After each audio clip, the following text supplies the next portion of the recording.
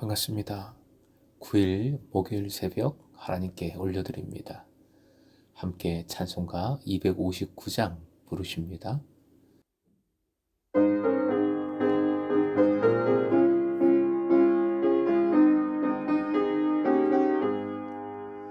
예수 십자가에 흘린 피로써 그대는 씻기어 있는가. 더러운 죄 희게 하는 능력을 그대는 참을지 하는가. 예수의 보혈로 그대는 씻기어 있는가.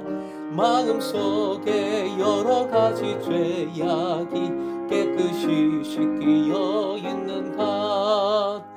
모든 죄에 더러워진 예복을 주 앞에 지금 다 벗어서 샘물같이 솟아나는 보혈로 눈보다 더 이게 씻으라.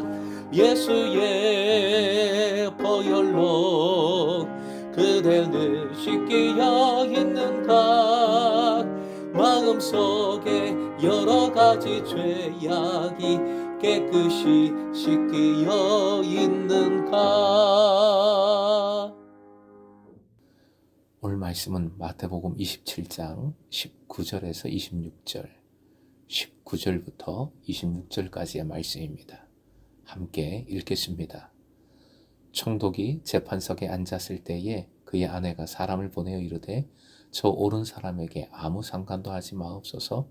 오늘 꿈에 내가 그 사람으로 인하여 애를 많이 태웠나이다 하더라.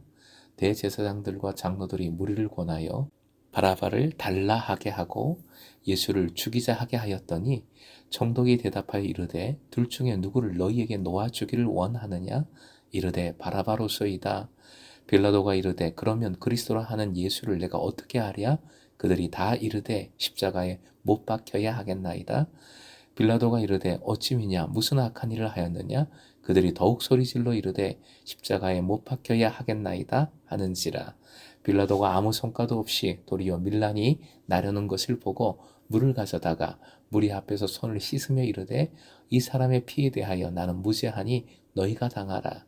백성이 다 대답하여 이르되 그 피를 우리와 우리 자손에게 돌릴지어다 하거늘. 이에 바라바는 그들에게 놓아주고 예수는 채찍질하고 십자가에 못 박히게 넘겨주니라. 오늘의 기도 제목, 빌라도, 무리들, 종교 지도자들의 모습과 방법을 버리게 하소서.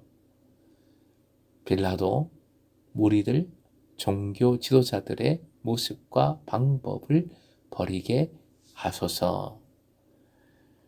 19절, 빌라도의 아내는 예수님을 옳은 사람, 의로운 사람이라고 규정을 합니다.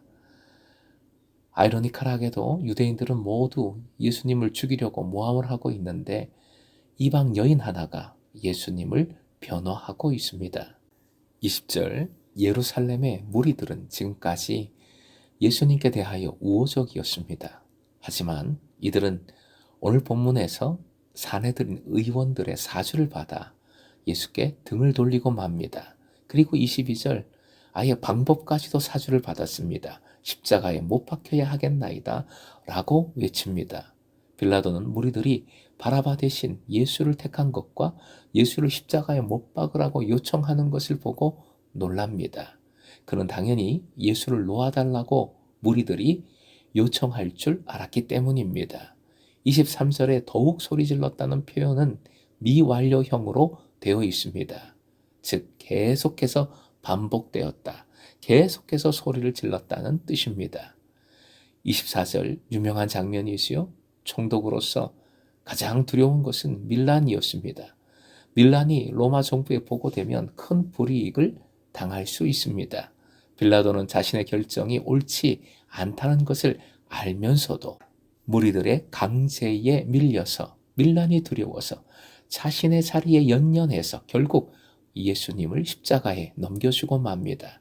손을 씻는 행위는 자신이 무지하다는 것을 보이기 위한 것이지요.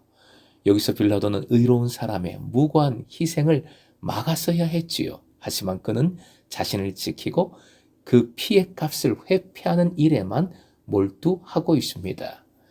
25절 산헤드린 의원들은 유다의 돈을 거절하면서 그 핏값을 너가 당하라 라고 했습니다. 하지만 빌라도 앞에서 이들과 무리들은 우리가 당하겠다고 말하고 있습니다. 여기서 백성들은 생각 없이 엄청난 발언을 하고 있습니다. 실제 이후에 유대 백성들은 역사적으로 엄청난 재앙을 겪게 되지요. 26절 예수님의 처형이 실행됩니다. 십자가에 못 박히기 전에 늘 채찍질을 했지요.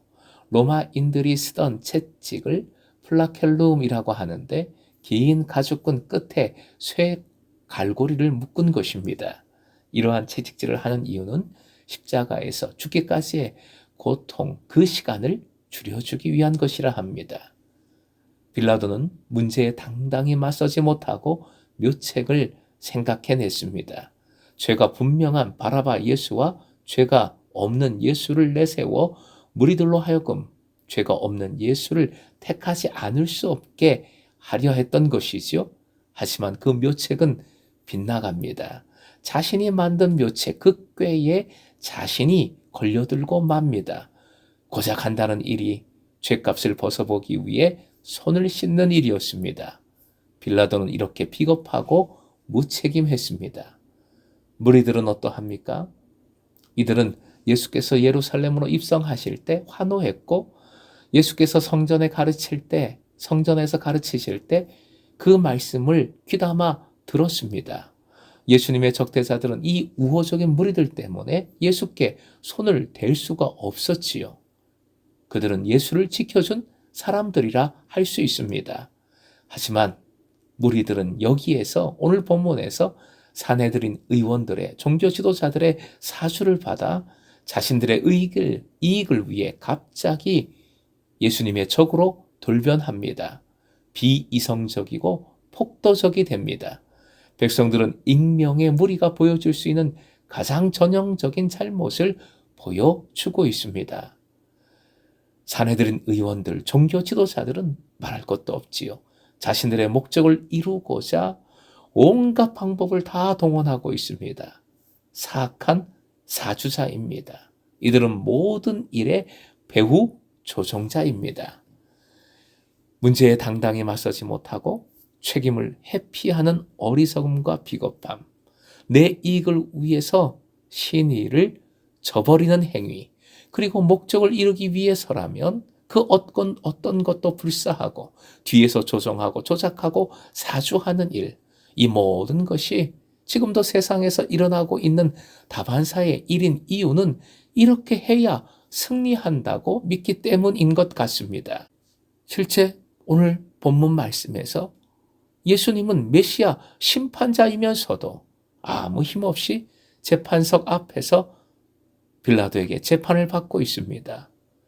심판자는 빌라도입니다. 무리들입니다.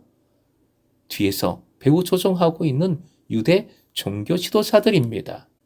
하지만 사랑하는 금성의 제자 여러분, 예수께서 재판을 받으셨고 채찍질 당하셨지만 결국 빌라도는, 무리들은, 종교 지도자들은 예수님 앞에 서게 될 것입니다. 만왕의 왕으로부터 영원한 심판을 받게 될 것입니다. 사랑하는 금성의 제자 여러분, 최후 승리를 이루시는 예수님이심을 믿으십시오.